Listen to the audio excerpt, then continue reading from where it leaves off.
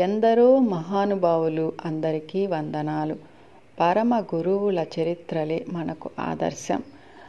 సత్యయుగంలో కాంతిలోక ఆధ్యాత్మిక కార్యకర్త అయిన మహర్షి అమరగారు బ్రహ్మర్షి విశ్వామిత్రుల వారి యొక్క ఉన్నత శక్తి తరంగాలతో అనుసంధానమై పనిచేస్తూ వారిచే అమర అని పిలుచుకున్న శ్రీ అంబరీష వర్మ గారు ఋషి పరంపరకు చెందిన ఒకానొక దివ్యాత్మ. మనస్తత్వ శాస్త్రవేత్తగా అసాధారణ ప్రజ్ఞా పాటవాలు కలిగిన మహర్షి అమరగారు భగవత్ సాక్షాత్కారం కూడా పొంది బ్రహ్మాండంలోని అన్ని లోకాల్లో ఉన్న కాంతి శరీరులతో ఇక్కడి నుంచే మాట్లాడుతూ ఉండేవారు. తమ 14వ ఏటనే బ్రహ్మర్షి విశ్వామిత్ర గారి శక్తి తరంగాలతో అనుసంధానమై విశ్వ సృష్టి రహస్యాలను తెలుసుకున్న కాంతియుగ ఆధ్యాత్మిక కార్యకర్త అమరగారు వారి అనుగ్రహ శక్తితోనే సప్తఋషి మండలంతో కలిసి పనిచేస్తూ ఈ భూమి మీద అద్భుతమైన ఆధ్యాత్మిక విప్లవాన్ని సృష్టించారు. భూమి సత్యయుగం వైపు ప్రయాణం చేస్తున్న ఈ కీలక దశలో కాంతియుగ ఆధ్యాత్మిక కార్యకర్తగా తమ కర్తవ్యాన్ని నిర్వహించిన మహర్షి అమరగారి జీవితంలోని ముఖ్య విశేషాలు మనందరి కోసం. కర్ణాటక రాష్ట్రం కౌజాల్గి సంస్థానంలో 1919 ఫిబ్రవరి 1వ తేదీన జన్మించిన అంబరీష వర్మ గారి తండ్రి శ్రీ భీమప్ప వర్మ దేశాయి, మరి తల్లి శ్రీమతి సరస్వతీబాయి. కౌజాల్గి సంస్థానం బ్రిటిష్ పాలనలో ఉన్న బాంబే ప్రెసిడెన్సీకి అనుసంధానంగా పనిచేస్తూ ధార్వాడ్, గోకాక్, బెల్గాం, హుబ్బళ్ళి, సాందట్టి వంటి ఇతర ప్రాంగణాల నుంచి కప్పం వసూలు చేసి బాంబే ప్రెసిడెన్సీకి చెల్లిస్తూ ఉండేది. జమీందారీ వంశానికి చెందిన అంబరీష వర్మగారి పూర్వీకులు ఆధ్యాత్మిక విషయాల పట్ల శాస్త్రీయమైన దృక్పథాన్ని కలిగి ఉంటూ ధార్మిక జీవనం గడిపేవారు. ప్రజలతో చక్కటి సంబంధాలను నెరుపుతూ మంచి పాలకులుగా పేరు తెచ్చుకున్నారు. తమ 12వ ఏటనే తమ్ముడు అకాల మరణం చెందడంతో ఇక అంబరీష గారే కౌజాల్గి సంస్థానానికి ఏకైక వారసులు అయ్యారు. పూర్వీకుల నుంచి లౌకిక సంపదలతో పాటు పేరు ప్రఖ్యాతులను, ఉన్నత విద్యను విశేషంగా పొందిన అంబరీష గారు తమ చిన్నతనం నుంచే లౌకిక విషయాల పట్ల వైరాగ్య భావనను పెంచుకుంటూ వచ్చారు. నిరంతర ధ్యానంలో ఉంటూ అలౌకిక విషయాల పట్ల ఆసక్తిని పెంచుకుంటూ ప్రాపంచిక చదువులతో పాటు అనేక ఆధ్యాత్మిక గ్రంథాలను కూడా చదువుతుండేవారు. తమ కౌజాల్గి సంస్థాన కార్యకలాపాలకు ఒకంత దూరంగా బెంగుళూరులో ఉంటూ వారు నిరంతరం ఉన్నత లోకవాసులతో తమ కార్యాచరణ ప్రణాళికలను రచించేవారు. ప్రతిరోజు అర్ధరాత్రి 12 గంటలకు ధ్యానంలో కూర్చొని తమ భౌతిక శరీరం నుంచి విడివడి సూక్ష్మ శరీరంతో వివిధ లోకాలలో విహరించి అక్కడి సప్త ఋషులను కలిసి వారికి ఇక్కడ భూలోకంలో అమలు అవుతున్న కార్యకలాపాల గురించి వివరించేవారు. గొప్ప తత్వవేత్త అయిన వీరు సాధారణ వ్యక్తిల జీవన సంద్రంలో జీవించారు. తాము ఎప్పుడూ నవ్వుతూ అందరినీ నవ్వించేవారు. కారు నడిపేవారు, క్రికెట్ ఆటను ఆనందించేవారు, మరి మంచి సాహిత్యాన్ని, చిత్రాలను అభినందించేవారు. చక్కగా సినిమాలు చూస్తూ సంగీతాన్ని ఇష్టంగా వినేవారు. ఆయన తమ గురించి చాలా తక్కువ మాట్లాడేవారు.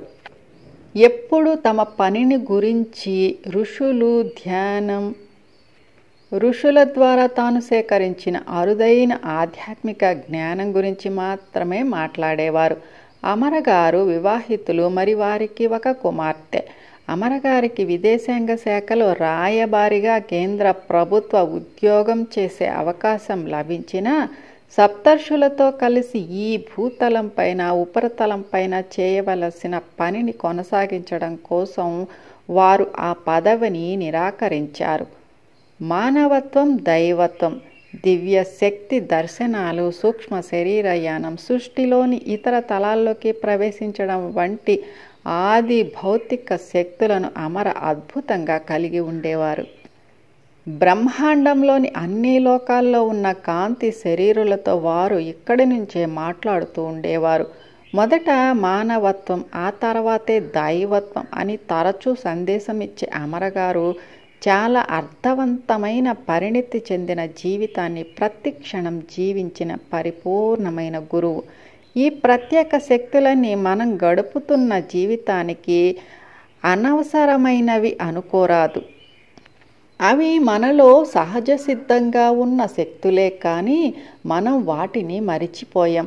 ఈ శక్తుల సహాయంతో మనం జనన మరణాల వాస్తవికతను, మరి తాత్కాలికమైన భౌతిక జీవితాన్ని దాటి దేనినైతే మోక్షం అనుకుంటున్నామో దానిని సాధించగలుగుతాం. ఆధ్యాత్మికత అన్నది ఈ జన్మకు సంబంధించిందే కానీ మరో జన్మలో సాధించాల్సింది కానే కాదు అని వారు ఖచ్చితంగా చెప్పేవారు. ప్రజలు వారిని ఎంత అర్థం చేసుకుని ఉంటారో తెలియదు, కానీ వారు చెప్పే సూక్ష్మ శరీరయన విషయాలు ఋషుల సాంగత్యాదులు మాత్రం శ్రద్ధగా వినేవారు. అన్నీ విని కూడా మళ్ళీ తమ పిల్లల జాతకాలు వారి దగ్గరికి తీసుకువెళ్ళి, నా కూతురు పెళ్ళి ఎప్పుడవుతుంది, నా కొడుకు ఉద్యోగం ఎక్కడ వస్తుంది అంటూ జాతకాలు చెప్పమని అడుగుతుండేవారు. అవి విని అమరగారు నవ్వి, ఉన్నత శక్తులు ఇలా వ్యక్తిగత అవసరాలు తీర్చుకోవడానికి కాదు, ఆ శక్తుల సహాయంతో మనం గొప్ప గొప్ప సత్యాలను అర్థం చేసుకోవాలి. ఆ సత్యాలను అర్థం చేసుకున్నప్పుడు వ్యక్తిగత సమస్యలకు చాలా సులభంగా పరిష్కారం కనుక్కోగలుగుతాము అనేవారు. భవిష్యత్ దర్శనాలను అద్భుతంగా చేయగలిగిన మహర్షి అమర 1947లో భారతదేశానికి స్వాతంత్రం వస్తుందని, 1948లో మహాత్మా గాంధీని కాల్చి చంపుతారని 1930లోనే సూచించారు. అయితే ఒకసారి ఒకానొక వ్యక్తి, నేను దరఖాస్తు చేసుకున్న ఉద్యోగం వస్తుందా అని ఇంటర్వ్యూకి వెళ్ళబోయే ముందు అడిగినప్పుడు మాత్రం నాకు తెలియదు అని సమాధానమిచ్చారు. అతడు వెళ్ళిపోయాక ఆ ఉద్యోగం అతడికి రాదు అని చెప్పారు. మరి ముందే అతడిని ఆపొచ్చు కదా అంటే, ఇంటర్వ్యూకు వెళ్ళి ఉద్యోగం కోసం వేచి ఉండడం అనే అనుభవం అతడికి చాలా అవసరం అని వివరించారు. ప్రతి అనుభవం మనకు కొన్ని క్రొత్త విషయాలను నేర్పిస్తుంది.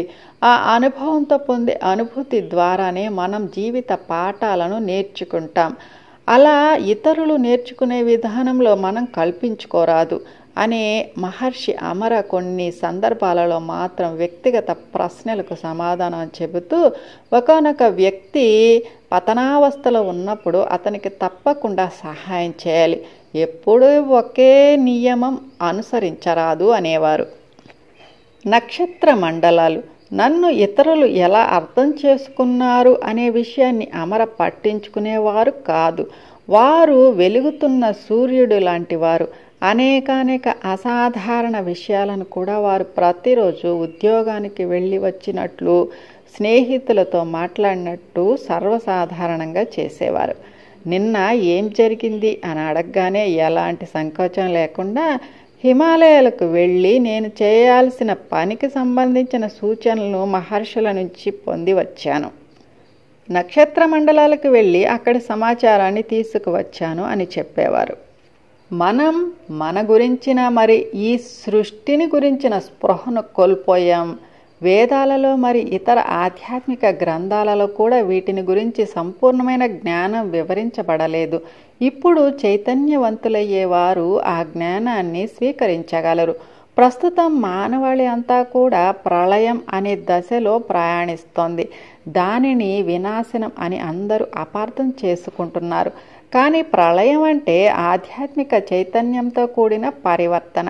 ఒక్కసారి మనం జ్ఞానంతో ఈ ప్రళయ దశను దాటగలిగితే ఇక దైవత్వానికి ఏమాత్రం తీసిపోని సంపూర్ణ స్థాయికి మనం చేరుకుంటాం. ప్రతి నక్షత్ర మండలం కూడా కోటాను కోట్ల నక్షత్రాలు లేక సూర్యుళ్లను కలిగి ఉంటుంది. ఒక్కొక్క సూర్యుడు ఒక గ్రహ కూటమిని కలిగి ఉంటాడు. ఒక్కొక్క గ్రహ కూటమి జీవరాశి కలిగిన భూమిని కలిగి ఉంటుంది. మానవులు ఈ భూమి మీద నివసిస్తూ మారుతున్న కాలచక్రాన్ని బట్టి కొంతమంది మరికొందరికంటే ఎక్కువ వికాసం చెంది ఉన్నారు. ఎక్కువ వికాసం చెందిన మానవులు ఇతర లోకవాసులచే పరస్పర సంబంధాలు కలిగి ఉంటూ వేరే గ్రహాలకు ప్రయాణిస్తారు. వారిలాగే మనం కూడా వికాసం చెందుతున్నాం కనుక మనం కూడా ఇతర లోకవాసులతో సంబంధాలు ఇంకా ఏర్పరచుకోవాల్సి ఉంది.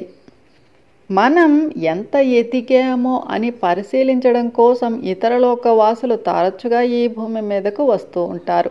ఇలా మనం ఉన్నత సత్యాలను, చట్టాలను, క్రమాన్ని అర్థం చేసుకోవడానికి కేవలం శాస్త్ర మరి సాంకేతిక అభివృద్ధి సరిపోదు. మనం ఆధ్యాత్మికంగా ఎదగాలి. ఊర్ధ్వలోక వాసులకు మన పరిమితులు మరి మన కష్టాలు కూడా తెలుసు. ఒకసారి ఈ ప్రళయ కాలం నుండి బయటపడితే మనతో సంబంధాలు ఏర్పరచుకోవడానికి వారు చొరవ చూపిస్తారు. సప్తర్షి మండలం. మనం శుద్ధ చైతన్య లోకవాసులం. ఎన్నో ఏళ్ల క్రితం మనం భగవంతుని దగ్గర కాలమానం లేని ప్రాంతంలో ఆత్మల్లాగా, కాంతి రేణువుల్లాగా అమితమైన ఆనందాన్ని అనుభవించాం. అనేక లోకాలు, నక్షత్ర మండలాలు, నక్షత్రాలు, భూగోళాలు, తరులు, గీరులు, మేఘాలు వంటి వివిధ రకాలైన జీవశక్తులకు మరి మానవులకు మధ్య ఉన్న జీవన వైవిధ్యాన్ని చవి చూడడానికి ఇప్పుడు మనం ఈ భూగోళంపై జన్మలు తీసుకున్నాం. మనల్ని ఈ భూమి మీద నడిపించి మళ్ళీ వెనక్కు తీసుకుని వెళ్ళేందుకు మనం 7 నాయకులను ఎంచుకున్నాం. వారికి భగవంతుడు ప్రత్యేక అధికారాలు మరి సూచనలు ఇచ్చి ఈ భూతలంపై జీవిత మార్గదర్శక సూత్రాలను వివరించారు. ఆ 7 నాయకులను సప్తర్షులు అంటారు. వారే ఆధిపత్య సంఘం అంటూ అమరగారు విశేషంగా సూక్ష్మలోక సత్యాలను వివరించారు. ధ్యానం. ఆ సప్తర్షులతో అనుసంధానం కావడానికి మనం ఏం చేయాలి అన్న సందేహానికి మరింత విస్తృత సమాధానం ఇస్తూ తీరని ఆశల పొరలను తొలగించడానికి సప్తర్షులు తపస్సు చేసి తెలుసుకున్న మార్గమే ధ్యానం. ధ్యానం ప్రస్తుత కాలంలో కనుగొన్న విధానం కాదు. అది 2 కోట్ల సంవత్సరాల క్రిందట కనుగొనబడింది. ప్రత్యేక ఋషి అంటే జ్ఞానాన్ని, శక్తిని సంపాదించుకొని కాంతి రూపంలో నిక్షిప్తం చేసుకోవడానికి కావలసిన అనంతమైన శక్తులు కలిగిన వ్యక్తి ఋషి. జ్ఞానం అనే వెలుగును మరి శక్తిని ప్రసరించగలడు. అతడు ఆత్మానందంతో ప్రకాశిస్తాడు. ఎలాంటి ప్రచార పటోపాలు లేకుండా చేయదలుచుకున్న పనికి భగ్నం కలగకుండా ఉండేందుకు వారు చాలా సాధారణమైన వ్యక్తులుగా జీవిస్తుంటారు. కేవలం ఇతర లోకాలకు సమాచారాన్ని చేరవేయడమే కాకుండా మానవాళికి మార్గదర్శకత్వం వహించడంతో పాటు వారికి కార్యనిర్వహణలో, శాస్త్ర సాంకేతిక అభివృద్ధిలో, ఆధ్యాత్మిక ప్రగతిలో సహాయ సహకారాలు అందించేంత క్లిష్టతరంగా ప్రస్తుతం వారి బాధ్యత పెరిగింది. నక్షత్ర మండలాల్లో క్రొత్త జ్ఞానాన్ని పొంది, క్రొత్త శక్తులను కూడగట్టుకుని, క్రొత్త విషయాలను నేర్చుకొని ఈ తలంపైకి తీసుకుని రావడానికి వారు ఇతర నక్షత్ర మండలాల్లోని వారితో నిరంతర సమాచార మార్పిడి జరుపుకుంటుంటారు. అనూహ్యమైన శక్తులు కలిగిన ఒక ప్రత్యేక ఋషి ఈ పనిని అంతటినీ పర్యవేక్షిస్తుంటారు. 1,44,000 మంది ఋషులు అర్ధరాత్రుళ్ళు తమ సూక్ష్మ శరీరాలతో హిమాలయాలకు వెళ్ళి తమ వారి పనిని ఆ ప్రత్యేక ఋషికి తెలియజేస్తుంటారు. ఆ యోగీశ్వరుని నుంచి సూచనలు తీసుకుని వారు చేయవలసిన పనిని ముగించి ఆయనకు వివరించి సూర్యోదయానికి తమ తమ భౌతిక శరీరాలను చేరుకుంటారు. మనం అంతా ప్రయాణికులం. మనం కేవలం ఈ శరీరాలు మాత్రమే కాదు అన్నది పరమసత్యం. మనం అంతా కూడా మనదైన లోకాల నుంచి ఇక్కడకు వచ్చిన ప్రయాణికులం. ఏదో ఒకరోజు మన స్వస్థలాలకు తిరిగి వెళ్ళవలసిన వారమే. ముందుగా మనం అజ్ఞానం నుంచి, బంధాల నుంచి, క్షుద్ర కోరికల నుంచి విడిపడాలి. అందుకోసమే ధ్యానం చేయాలి. ధ్యానంలో పరాకాష్ఠకు చేరుకున్నప్పుడు మనం మన అన్యత్వాన్ని గుర్తిస్తాం. అప్పుడు మనలోని మలినాలన్నింటినీ శుభ్రపరచుకొని మన శరీరాన్ని వదిలి వేసినప్పుడు మళ్ళీ ఈ తలంపైకి తిరిగి రాదలుచుకోకపోతే ఋషులు మనల్ని ఊర్ధ్వలోకాల్లోని మన ఇంటికి అంటే భగవంతుని సాన్నిధ్యానికి చేరుస్తారు. మనం ఇక్కడి లౌకిక సమస్యలను తీర్చుకోవడానికి ధ్యానం చేయం. ధ్యానం మనల్ని అత్యున్నత సత్యానికి చేరుస్తుంది. సత్యం వైపు ప్రయాణిస్తున్నప్పుడు లౌకిక సమస్యలు అన్నీ వాటంతట అవే మాయమవుతాయి. ధ్యానం కర్మలన్నింటినీ దగ్ధం చేస్తుంది. ఏ కష్టం వచ్చినా ధ్యానాన్ని అంటిపెట్టుకొని ఉండండి. సంపూర్ణ స్వేచ్ఛతో కూడిన ముక్తి అని అంతిమ గమ్యాన్ని చేరుకుంటారు అంటూ అమర పదే పదే సందేశాలు ఇస్తుండేవారు. వినడానికి ఇవి చాలా స్ఫూర్తిదాయకంగా ఉన్నా సూక్ష్మ శరీరయానాలు, దివ్య దర్శనాలు వంటి విషయాలు వాటిని అతి సాధారణంగా చేసే యోగులకు మాత్రమే అర్థమవుతాయి. కానీ సామాన్య జనుల అవగాహనకు సైతం ఇవి చేరలేవు.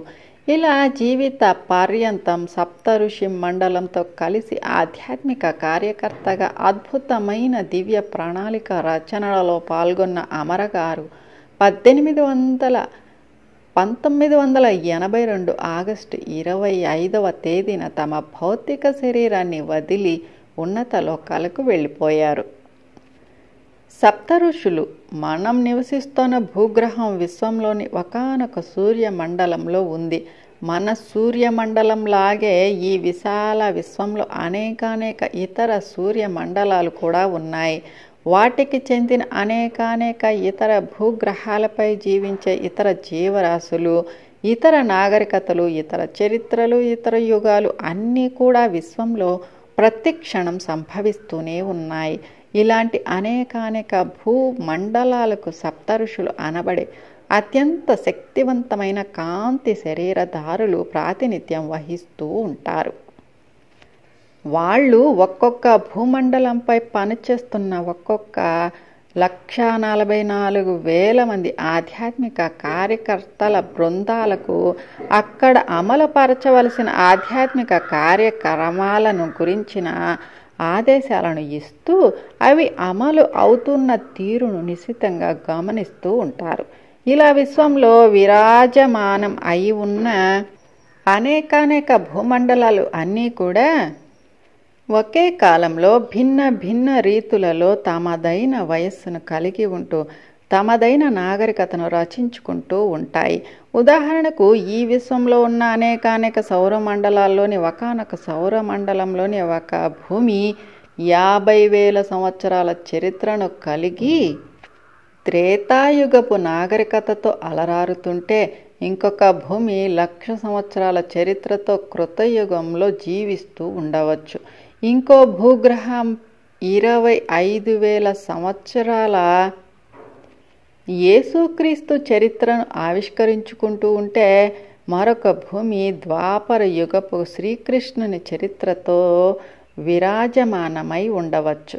ఇంకో భూమి నిన్న మొన్నటి కలియుగంలో చీకటి జీవితాన్ని గడుపుతూ ఉంటే మనం నివసిస్తున్న భూమి కాంతి ప్రభావంతో సత్యయుగంలో జీవిస్తూ ఉండవచ్చు. ఇలా ఒకే సమయంలో సమాంతరంగా ఈ విశ్వంలో అనేక యుగ చరిత్రలు సంభవిస్తూ ఉంటాయి. సంభవామి యుగే యుగే అంటూ ఒక భూమి మీద సంభవించేది అదే సమయంలో ఇంకొక భూమికి ఇతిహాసం కావచ్చు, లేదా ఇంకొక భూమి మీద సంభవిస్తున్న ప్రణాళిక మరొక భూమికి భవిష్యత్ దర్శనం కావచ్చు. ఈ క్రమంలో మనం అంతా కూడా ఒక్కో సమయంలో ఒక్కో భూగ్రహంపై ఆయా యుగాలలో అనేకానేక సార్లు జన్మ తీసుకుంటూ ఆయా చరిత్రలకు సాక్షులుగా సప్తఋషుల పర్యవేక్షణలో జీవిస్తూ వస్తున్నాము. ఇదంతా కూడా భూత భవిష్యత్ వర్తమాన కాలాలకు అతీతులైన సప్తఋషులు మరి వారి 1,44,000 ఆధ్యాత్మిక కార్యకర్తలతో కూడిన అనేకానేక బృందాల పర్యవేక్షణలో నిర్వహించబడుతూ ఉంటుంది. మనం పరబ్రహ్మలోకం నుంచి బయలుదేరింది మొదలు విశ్వంలో ఉన్న భూమండలాలన్నింటిపై అనేకానేక సార్లు జన్మ తీసుకున్నాం, అనేకానేక సార్లు జన్మలు తీసుకుంటాం. అక్కడ అనేకానేక ఆత్మ అనుభవాలను పొంది మళ్ళీ తిరిగి పరబ్రహ్మలోకానికి క్షేమంగా ఎలా వెళ్ళామో అలా తిరిగి వచ్చేంత వరకు వాళ్ళు ప్రతిక్షణం మనల్ని కనిపెట్టుకునే ఉంటారు. పరాశక్తి లోకం. ఈ క్రమంలో ఆనందమయ కోశంలో ఉన్న కాంతి శరీరధారులైన మనం మనదైన పరబ్రహ్మలోకం నుంచి బయలుదేరి ముందుగా పరాశక్తి లోకంలోకి ప్రవేశిస్తాం. దగదగా మెరిసిపోతున్న స్వయం ప్రకాశితగా వజ్ర వైడూర్యాలు మరకత మణులతో నిండి ఉన్న ఆ లోకంలో మనం కొంతకాలం ఉండి అక్కడ కొన్ని అనుభవాలను పొంది మరి అక్కడ శక్తిని గ్రహించి తృప్తిగా ఇతర లోకాలకు ప్రయాణమవుతాం. ఈ లోకంలో మనం ఆనందమయ కోశానికి అదనంగా విజ్ఞానమయ కోశంను కూడా పొందుతాం. ఇక్కడ నుంచి మనం కైలాసంలో వైకుంఠ లోకాలను దాటుకుంటూ బ్రహ్మలోకంలోకి ప్రవేశిస్తాం. ఇవన్నీ కూడా ఆధ్యాత్మిక లోకాలు. ఆనందమయ విజ్ఞానమయ కోశాలతో ఈ ఆధ్యాత్మిక లోకాల అనుభవాలను తృప్తిగా పొందిన మనం ఇక ప్రాపంచిక తత్వంతో కూడిన భూలోకంలోకి కూడా ప్రవేశించాలనుకుంటాం. అందుకు మనోమయ కోశం అనబడే ఇంకొక కవచం కావాలి. అందులో భూలోకం యొక్క మరి అక్కడ మనం జీవించబోయే భౌతిక శరీరం యొక్క నమూనాలు ఉంటాయి. అనంతంగా విస్తరించగలిగే ఆనందమయ విజ్ఞానమయ కోశాలకు భిన్నంగా మనోమయ కోశం అన్నది పరిమిత పరిధులను కలిగి ఉంటుంది. అందుకే మనోమయ కోశంలో ఉండే మనం మన పరిధిని మించి ఏ ఒక్క ఆలోచన చేసినా కూడా అది అక్కడ ప్రక్షిప్తమైపోయి ఒక అవరోధంగా మన ఆత్మ పురోగతికి అడ్డంకిగా నిలుస్తుంది. దానివల్ల మన ఆత్మ యొక్క దృష్టి మందగించి మనం ఉన్నత లోకవాసులతో సంబంధాలను కోల్పోయే ప్రమాదం సంభవిస్తుంది. అయినా సరే మనం అత్యంత సాహసంతో భూలోకంలో పొందబోయే ఆత్మానుభవాల పట్ల ఉత్సాహంతో మరి స్వయిచ్ఛతో ప్రమాదకరమైన మనోమయ కోశాన్ని కూడా పొంది ఇక్కడికి ప్రయాణమై వస్తాం. భూగ్రహపు గురుత్వాకర్షణ శక్తికి మరి బరువుకు మన భౌతిక శరీరాన్ని అనుసంధానం చేసుకోవడానికి యమలోకం నుంచి చిత్రగుప్త అంటే రహస్య చిత్రాలు అనే సూత్రం ద్వారా ఒక సిల్వర్ కార్డు అంటే వెండి తీగను పొందుతాం. భూలోకంలో ఉన్నా సరే ఈ సిల్వర్ కార్డు సహాయంతో మనం విశ్వంలోని అనేకానేక ఇతర లోకాలలో యథేచ్ఛగా తిరిగి అక్కడి అనుభవాలను పొంది మళ్ళీ మన భౌతిక శరీరంలోకి వచ్చి చేరగలుగుతాం. అలా ఆనందమయ విజ్ఞానమయ మనోమయ కోశాలతో మరి వెండి ప్రోగుతో కూడిన కాంతి శరీరధారులమైన మనం వర్షపు బిందువుల ద్వారా భూమిలోకి చేరుకుంటాం. అందులోంచి ఉత్పత్తి అయ్యే ఆహార ధాన్యాల ద్వారా తల్లిదండ్రుల భౌతిక శరీరాల్లోకి ప్రవేశిస్తాం. తండ్రి యొక్క శుక్రకణం రూపంలో తల్లి గర్భంలోకి ప్రవేశించి అక్కడ తల్లి యొక్క అండంతో ఫలదీకరణం చెంది పిండంగా రూపుదిద్దుకుంటాం. 9 మాసాల పాటు తల్లి గర్భంలో పెరుగుతున్న పిండ దశలను బయట నుంచి ఆసక్తిగా గమనిస్తూ సూర్య భగవానుడి ద్వారా పొందిన ప్రాణమయ కోశంతో ప్రసవ సమయంలో బిడ్డ యొక్క భౌతిక శరీరంలోకి ప్రవేశిస్తాం. తల్లి గర్భం నుంచి బయటికి రాగానే మొట్టమొదటి శ్వాస తీసుకునే క్రమంలో మనం బిగ్గరగా ఏడుస్తూ మన ప్రాణమయ కోశాన్ని విశేషంగా చైతన్యపరుచుకుంటాం. నాద స్పర్శ రూప రస గ్రంథాలతో కూడిన మన భౌతిక శరీరపు పంచేంద్రియాలను చైతన్యపరుచుకుంటూ క్రమంగా భూలోక జీవితానికి అలవాటు పడతాం. తిరుగు ప్రయాణం. ఈ క్రమంలో మనం ఈ 5 ఇంద్రియాలను తగు మోతాదులోని అత్యంత ఎరుకతో ఉపయోగించుకుంటూ జీవించాలి. లేకపోతే వాటి ద్వారా అవసరానికి మించిన సమాచారం మన మనోమయ కోశంలోకి వచ్చి చేరి అందులో అనేకానేక ప్రక్షిప్తాలను ఏర్పరుస్తుంది. ఆ ప్రక్షిప్తాలే కాలక్రమంలో పెద్ద పెద్ద అవరోధాలుగా మారి మనం కాంతి శరీరధారులమైన ఆనందలోక వాసులం అన్న ఎరుకను మనలో పోగొట్టి మనల్ని దుఃఖానికి గురి చేసి మన మనోమయ కోశాన్ని మలినపరుస్తాయి.